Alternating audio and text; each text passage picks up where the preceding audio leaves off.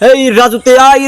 আয় ইডেন কলেজের মাইয়াগুলা রাজুতে আয় তিতুমির বিশ্ববিদ্যালয়ের মেয়েগুলা রাজুতে আয় আমরা কেন মাঠে সাজিদ কেন খাটে মানি না মানবো না কি অবস্থা ভাইয়া চলবো খেলাম মাস্টরের দাগে ঘটনা এখানে না তো ঘটনার পিছনে কিন্তু ঘটনা আছে শিক্ষা জাতির মেরুদণ্ড এই যে তিতুমির বিশ্ববিদ্যালয়ের প্লাফাইনগুলো এখন স্লোগান দিছে আমরা কেন মাঠে সাজিদ কেন খাটে মানি না মানবো না ভাইয়া তিতুমির বিশ্ববিদ্যালয় অর্থাৎ 7 কলেজের যে তিতুমির কলেজকে কোনো মতে কি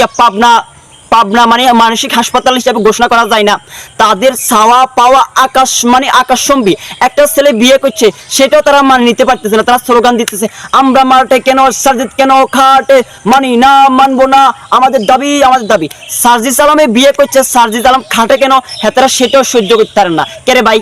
তুই একজন শিক্ষিত মানুষ সার্জিস আলম বিয়ে করছে সে কি খাটে থাকবে না মাঠে থাকবো এটা তার ব্যক্তিগত ব্যাপার তো আমরা